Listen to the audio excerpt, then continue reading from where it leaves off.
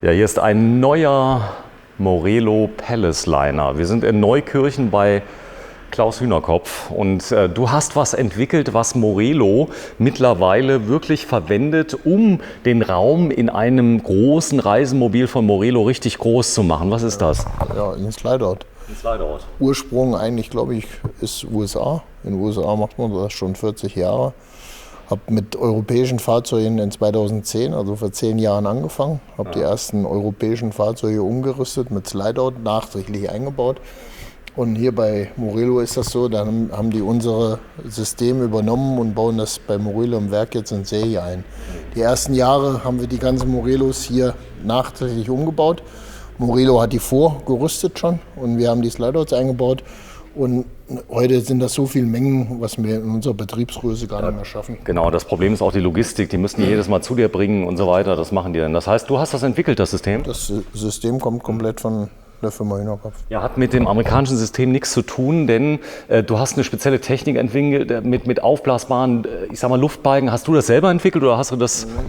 Diese Luftdichtung, die haben die Amerikaner in den hochwertigen Fahrzeugen. In den hochwertigen, glaube ich, in einfachen. Einfachen haben die das nicht. Und in den hochwertigen Fahrzeugen haben die diese Luftabdichtung schon gehabt. Wir haben dann halt nur dieses Faltsystem entwickelt. Also wir machen die Kiste aus einem Stück. Und das sieht man gleich mal. Ich fahre dir gleich mal raus und dann siehst du, wie das gebaut ist. Da ist im Endeffekt nur ein Stoß dran.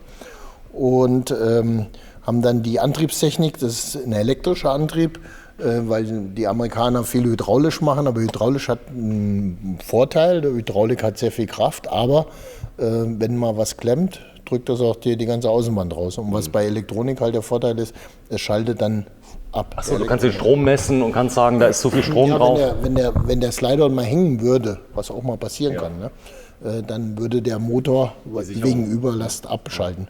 Und das macht die Hydraulik nicht. Hydraulik drückt... Die drückt, bis kaputt ist. Bis kaputt ist. Okay, dann fahr mal raus. Ich gehe mal auf die andere Seite. Hier ist er, der Palace Liner. Und der steht in der Werkstatt. Es wurde nämlich ein bisschen was gemacht, wurde eine Außenküche montiert. Und das werden wir gleich auch mal zeigen. Jetzt fährt er raus. Jetzt bläst nämlich erstmal, wird die Luft abgeblasen hier. Und der Balk wird jetzt ein bisschen kleiner. Und der Slideout fährt gleich raus. Man kann es hier schon ein bisschen sehen.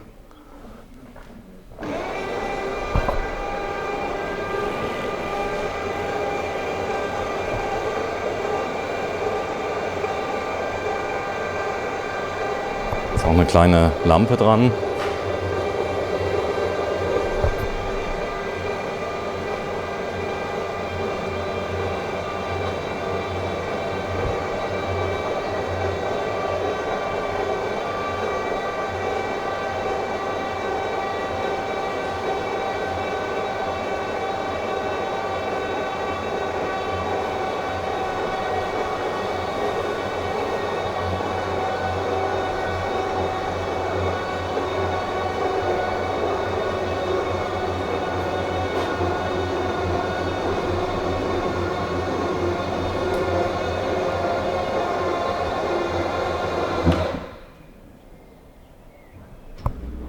So, und jetzt wird wieder aufgeblasen. Jetzt bummt's.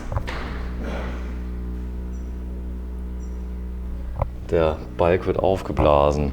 Klaus, was man hier sieht, das sieht so aus wie Carbon. Das ist aber wahrscheinlich, es ist Carbon, oder? Ja, das ist Carbon. Und das haben wir gekriegt. Das ist eigentlich, bei den Snowboards wird das gemacht. Ja. Sehr leicht. Ganz leicht. Und das ist GFK und da ist Carbon reingebracht. Hast halt einen Vorteil, du brauchst im Endeffekt auch nicht mehr zu lackieren. Und hier sieht man das ist alles ein Stück. Ne? Hier ist also nichts, kein Stoß. Der einzige Stoß ist hier in der Mitte. Hier unten. Da wo auch hingehört, wo der Regen am wenigsten hinkommt. Ganz genau. Und das ist in einem Stück und das wird gefaltet wie ein Schuhkarton. Und ich habe dann ein System entwickelt, wie man das einfräsen kann, dass man das dann halt so falten kann. Und der hat auch einen Vorteil, also wenn du gesehen hast, der ist hier im Endeffekt von der Optik gebaut wie diese Klappe. Und ich kann hier, also früher die ersten Slideouts hatten hier einen Überstand, damit die außen abdichten. Das haben wir aber geändert, weil wenn du mal ein Serviceproblem hast und musst mal an die Luftdichtung dran, dann musst du so jedes Mal ein Slideout ausbauen. Und hier hast du halt die Möglichkeit, du machst innen drin, da ist ein Endanschlag dran, den kannst du wegbauen. Und dann kannst du diesen Slideout 5 cm weiter reinfahren. Und da kommst du an die ran. dann kommst du hier an die Luftdichtung dran, dann brauchst du nicht alles ausbauen. Wenn du nämlich einen Slideout ausbaust, musst du die Küche alles rausbauen. Ne? Ja, das sieht jetzt so wenig aus, aber das ist innen ist Wahnsinn, oder? Ja, das macht unheimlich viel aus. Der fährt, jetzt muss ich gerade gucken, das ist verkehrt, 45. Das hat aber hier bei Morelo was mit dem Gurtsystem zu tun, weil Morelo hat eine Prüfung, dass die den Gurt auch, also einen Gurtsitz im Slideout einbauen können. Und okay.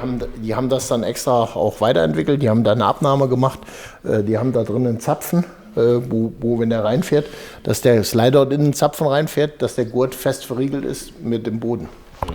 Ja, und deswegen kann der nur 45 ausfahren, normal geht das bis 50. Es gibt auch Slideouts von der Antriebe her, die noch weiter rauskommen.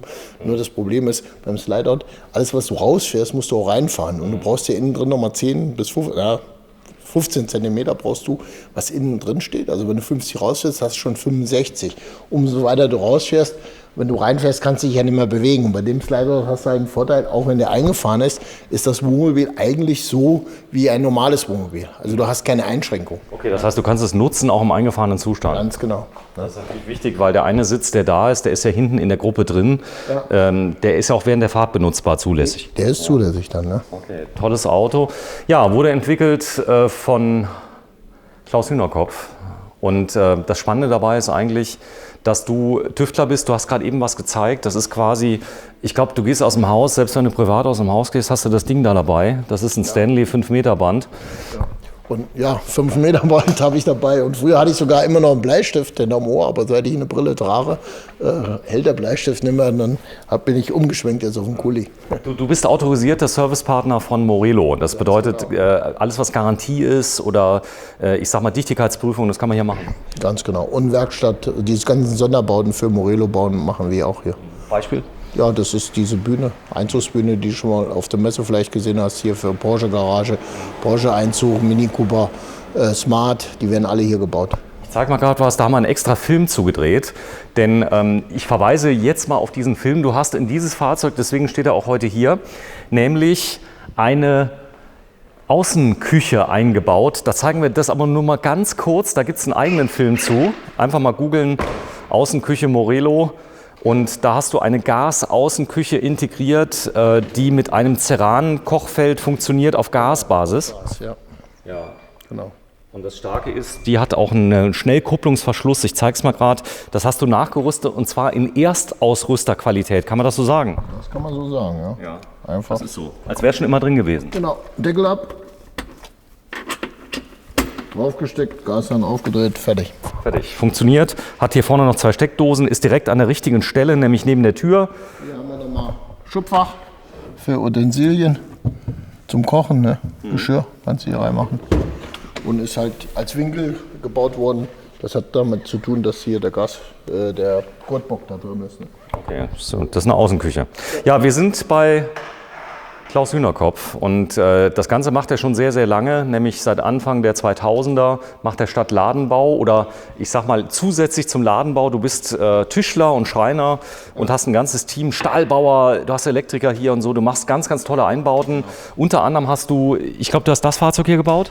Das habe ich umgebaut. Hast du umgebaut? Habe ich umgebaut, da haben wir Teile dran umgebaut und das ist jetzt wieder zurückgekommen. Das Fahrzeug ist jetzt, glaube ich, 3 Jahre alt und das haben wir im Service. Das war ganze Zeit im Ausland als Messefahrzeug unterwegs und das haben wir jetzt hier in die Werkstatt zurückbekommen und tun das für den, sagen wir mal, Service noch einmal überholen und alles drum dran, das soll dann verkauft werden. Ja. Interessanterweise, du hast einen eigenen Stellplatz hier, wo viele deiner Kunden auch einfach mal stehen können und der kostet 12,50 €, ist zum 5. Mal hintereinander zum besten Wohnmobilstellplatz bis 50 Fahrzeuge von Promobil gewählt worden. Und von den Lesern. Von den Lesern. Von den Lesern von Promobil.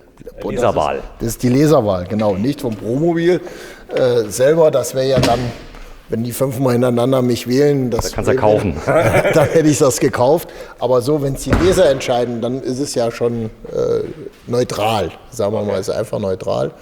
Und haben dies ja auch geschafft beim DCC, Deutscher Campingclub, hat unseren Stellplatz, also Europas schönsten oder besten Stellplatz prämiert. So, wir zeigen das mal gerade. Du hast einen unglaublich großen Betrieb, du hast unglaublich viel Durchsatz. Wir drehen in der Zeit kurz nach Corona. Da oben ist dein Handlager, sage ich jetzt mal, was da ist. Du hast eine Konfektionierstation.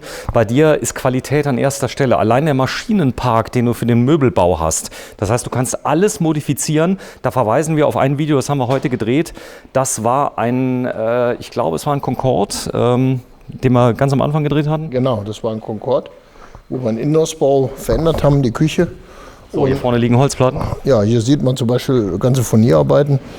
Das zum Beispiel ist mit Bambus furniert. Ist das gut gemacht? Das ist gut gemacht. Weißt du, was hier drauf kommt? Eine Toilette. Das ist der Unterbau von einer Toilette, wo wir die Toilette als Sockel höher setzen. Hier haben wir Verkleidung. Im Endeffekt, im Wohnmobil ist ja wichtig Leichtbau. Das ist also Sperrhölzer, was dann mit Bambus furniert worden ist. Das wird immer geölt und gewachst. Ja. Die Oberflächen, wir nehmen viele Naturprodukte halt auch. Ne? Ist so ein bisschen auch der Trend. Ne? Du selbst, du liebst auch Holz, oder? Das ist mein Lieblingswerkstoff. Ja, hier haben wir die eine. Warte, ich zeig mal gerade was. Hier vorne hatte eine Maschine, die ist schon ein bisschen älter, aber leider gehen die nicht kaputt. Nein, die ist von Baujahr 1955. Also das ist eine Maschine. Aus Fulda. Aus Fulda, ja, ganz genau. So, denn damals kamen nämlich die Maschinen auch immer drumherum, wo man gewohnt hat, weil die schwer waren und die haben auch selber Maschinen gefertigt. Aber ich zeige mal was ganz Besonderes. Du hast etwas ganz Starkes, das steht ganz am Ende. Das ist so dein ganzer Stolz. Das ist eine CNC. Ja, das ist ein CNC-Bearbeitungszentrum, eine 5-Achs-Maschine, wo du auch 3D-Bilder machen kannst. Hat automatischen Werkzeugwechsler. Automatisch? Automatisch, 36 Werkzeuge. Achso, du kannst in der CNC sagen, erst das Werkzeug, dann das? Die holt die automatisch. Also der schreibt in der Büro das Programm. Da ist das Bedienerpult von Siemens, nehme ich an, oder? Das weiß ich nicht. Das ist egal.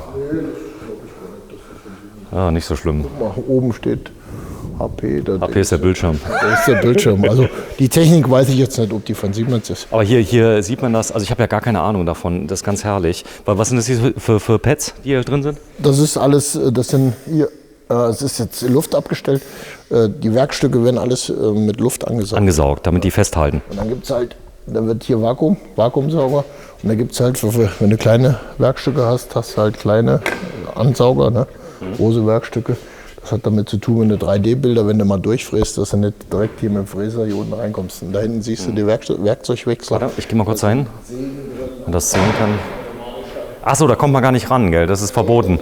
Das ist, ja, wegen Sicherheit auch. Ne? Ja. Hier ist so ein Bumper dran, wenn du hier jetzt stehst und der Kopf fährt ja hin und her. Und dann kommst dagegen, schalt die ab. Dann schaltet die ab. Ne? Da hinten ist eine Vakuumpumpe. Die Vakuumpumpe saugt dann halt hier, siehst du, hier sind die Kugeln und wo dann hier die Sauger drauf kommen und dann saugt das Werkstück an. Und so wird es dann angehalten. Ohne dass irgendwas beschädigt wird oder geklebt werden muss oder und so weiter. Bist halt nach Feierabend hier.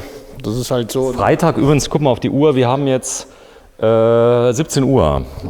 Da ist kein Mensch mehr hier. Da ist keiner mehr da. Ne? So, da vorne ist das Werkzeugkarussell. Das ist Werkzeugkarussell, ja. Aber du hast noch viel mehr. Da ist was ganz Besonderes, also jeder Schreiner, dem wird jetzt das Herz aufgehen, auf der linken Seite von Hofmann. Genau. Ja, das ist eine normale Fräse. Normale Fräse. Und das kennt man aus dem Baumarkt?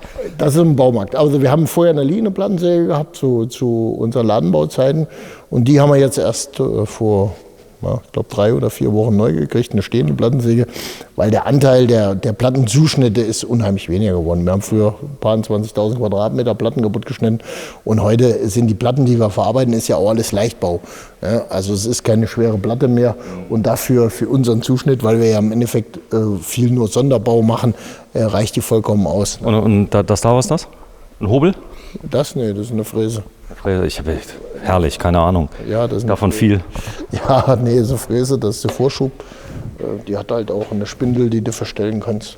Das ist die Spindel? Das ist eine Spindel, die kannst du dann halt verstellen, auch mit 45 Grad und so, verschiedene Höhen. Ich meine, heute ist alles schon mal digital. Ne? Und dann was ist das hier? Eine Kreissäge? Formatkreissäge, ja. Eine was? Formatkreissäge. Warte, ich zeige das mal von Altendorf. Das klingt unglaublich chinesisch. Nee, ist ein richtig alter deutscher Hersteller für Formatkreissägen. Ja. Also das ist so auch wie der Rolls-Royce unter der Formatkreissägen in Deutschland. Hier ist Rauchen verboten, nehme ich an, das oder? Stimmt, ja. Denn es kann nämlich sein, dass diese Stäube, die können sich auch entzünden. Ja, nicht mehr so oder wie früher. Nee. Das ist, wenn du mal guckst, wenn du oben auf die Rohren guckst, da liegt noch so ein bisschen Staub drauf. Aber wenn du mal überlegst, für frühere Zeiten, siehst du das, da lag die Hobelspäne 30, 40 Zentimeter hoch. Da war absolutes Rauchverbot. Da gab es nämlich auch mal Verpuffungen, wenn da man nicht aufgepasst hat. Das gibt es heute nicht mehr, oder? Ja, Verpuffungen so nicht. Aber doch, in Lackierkabinen oder so ist das schon. Was ist das hier? Das ist eine Breitbandschleifmaschine. Das ist eine Schleifmaschine, wo man Oberflächen mit schleifen kann. Die hat, ich weiß nicht, ob jetzt ist zu, wollen wir mal aufdrehen. Ja. Du hast die alle mal selber bedient? Ja, ich sag mal, ich kann so manche Maschinen noch bedienen, aber wenn du zum Beispiel an so einer CNC mit dem Computer alles hin und her, dann musst du, wenn du das nicht mehr jeden Tag machst, dann musst du dir wirklich das zeigen lassen. Ne? Ja, auch wie man so eine Maschine aufmacht. Ja, wenn die ist ja ausgestellt. Aber jetzt gleich muss es gehen. Im Moment muss ich noch weiter drin. Der Klaus? Ja. Nee, der Hans, der kann es heißt normal. Der Hans, genau. Hier sind 3 Schleifbänder drin, die sind jetzt auch nicht gespannt, weil die Luft weg ist. Das sind verschiedene Körnungen. Du kannst hier mehrere Arbeitsschritte auf einmal machen. Ne? Okay, das heißt, ihr geht nicht hin und schleift das mit der Hand ab? Nee, gibt es auch noch. Also runde Teile oder so musst du mit der Hand machen, aber das wird hier meistens mit der Breitbandschleifmaschine gemacht. Ich nehme an, die kostet so etwa zwischen 1.000 und 1.500 Euro. Ja, ein bisschen mehr. Okay. 3.000 Euro. Da steht drauf Tornado. Was kann die? Das ist eine Kannenanleihmaschine. Eine was? Kannenanleihmaschine. Da kannst du Kannen dran fahren. Die hat halt einen Vorteil. Mach mal einen Gefallen, stell dich mal davor, dass man sieht, wie groß sie ist. Ja? Denn bitte einmal davor, das ist die Briefmarke daneben, nämlich der Klaus Hühnerkopf. Mit 1,69, damit man sieht, wie hoch die ist. Wie hoch die ist. Das ist ein schönes Gerät, das kann genau was? Was kann das? Das ist eine Kannenanleihmaschine. Ich zeige dir das, wenn du hier eine Platte hast, hier zum Beispiel. Ja, das ist eine Mehrschichtplatte, das ist eine Leichtbauplatte und dann fährst du diese Kanten an hier. Und dann kannst du, hier sieht man es nicht. Hier ist, aber was hat das einen Vorteil? Wieso müssen die angefangen? Siehst du jetzt? Du fährst hier halt rundrum, die fräst alles gleich bündig. Und dann denkst du, das wäre im Endeffekt Vollholz oder Massivholz. Es ist ja Vollholz, aber... Da wird im Prinzip das Furnier an der Seite angeleimt, oder wie? Genau. Okay. Die Maschine läuft mit BU-Kleber. Ach, da unten sieht man es, das ist das Original, so wie es dann aussieht? So sieht es aus und so ist es dann, wenn es fertig ist. Ne? Das heißt, du könntest jetzt hier auch Küchen bauen, Möbel bauen, normale Möbel, geht alles? Das ist das Gleiche. Das Gleiche. Bloß hat Leichtbau im Wohnmobil. Das ist halt Leichtbau. So, da vorne steht noch so eine kleine Maschine, was kann die? Das ist eine Presse. Eine Presse. Furnierpresse. Furnierpresse. Das heißt, ihr Furnier zusammensetzen, da wird Furnier geschnitten. Sind im Endeffekt, ich meine, so eine Tischlerei brauchst du schon einen großen Maschinenpark. Ne? Also so ein Maler und ein Elektriker, der hat es einfacher. Der braucht einen Pinsel und eine Walz und einen Eimer. Also warum wir das zeigen, kann ich auch erläutern. Du kannst spezielle Modifikationen machen und da haben wir ein Video gedreht über den Morelo, den Alkoven, der dabei ist. Der Concorde. Und Concorde Alkoven, das war ein, wie hieß er nochmal? Cruiser War das. Genau. Also einfach mal geben, Concorde Cruiser, Klaus Hühnerfeld, dann kommt er auf das Video. Hühnerkopf. Wie komme ich nach Hühnerfeld? Das weiß ich nicht, wo du vorher warst. So, ich sag mal gerade Klaus Hühnerkopf. Ja. Auf jeden Fall haben wir das gezeigt. Du hast dort die Möbel modifiziert innen in Erstausrüsterqualität. Kann man das sagen? Man sieht da nicht, dass das nicht so ab Werk gewesen wäre. Ja, das ist so. Aber das kriegen wir halt hin, das ist nur kein Problem. Das ist für Leute, die sagen, ich hätte gerne, dass mein Morelo so im Original bleibt, ist es gar nicht schlecht, oder? Oder den Concorde. Du siehst ja keinen Unterschied. Ich meine, wenn einer ab Werk den Sonderbau nicht kriegt, dann machen wir ja den Sonderbau und die Fahrzeuge stehen auch auf der Messe. Und das ist auch kein Nachteil. Das heißt, das sieht so aus und hat auch die Qualität. Also die Qualität, die die Hersteller hinbekommen, die bekommen wir auch dicke hin. So, das hast du ganz vorsichtig schön gesagt. Das hast du diplomatisch gesagt. Ich will dazu jetzt nichts sagen weiter, aber das ist ja nur, ich muss immer sehen, hier arbeiten richtige Handwerker noch, Fachleute. Ne? Okay, das ist so. Also mit Liebe, man muss dazu ja auch sagen, ganz viele Dinge müssen ja auch individuell entwickelt werden. Das heißt, du guckst dir das an, du hast dein Maßband dabei, hier vorne sieht man, hier sind Schläuche, hier sind Verbinder. Ja. Ihr könnt also auch, was Wassertechnik angeht, alles machen. Ja, das ist so unser Vorteil. Wir sind einmal eine Handwerksrolle der Elektriker eingetragen und eine Handwerksrolle der Tischler. Jetzt soll es ja Leute geben, die sind weder noch eingetragen und bauen trotzdem. Das gibt es auch, ja. Da sage ich aber jetzt auch wieder nichts zu. Ne? Aber für die Sachen, die du machst, gibt es da eine Garantie für? Ja klar, gibt es Garantie. Nee, ich habe gehört. Eine Woche. Nee, jetzt ohne Witz. Ich hab gehört von Leuten in Spanien, die haben sich eine Solaranlage draufzimmern lassen, ja, im Quick-and-Dirty-Verfahren. Und da hat es dann leider reingeregnet danach. Oder die funktioniert irgendwann nicht mehr. Das soll vorkommen, oder? Das soll vorkommen. Aber ich meine, wo gehobelt wird, fallen auch Späne. Das muss man mal ganz klar sagen. Das heißt, auch bei euch kann mal passieren, dass ein Fahrzeug nochmal zurück muss. Wenn ich mich da hinstellen würde und würde sagen, wir sind die Helden, das können wir auch nicht machen. Aber das, was wir machen, versuchen wir zu 100% super zu machen, gut zu machen. Und ja, das, sagen wir mal, zu 99,8% funktioniert das auch. Ja, hier vorne steht unser Senderbus, mit dem wir wirklich viel unterwegs sind. Und dort haben wir, ich zeige es mal gerade, was ganz Besonderes eingebaut. Da gibt es auch ein eigenes Video zu, haben wir nochmal gedreht. Das ist was ist das? Eine Waschmaschine. Eine Waschmaschine im Wohnmobil.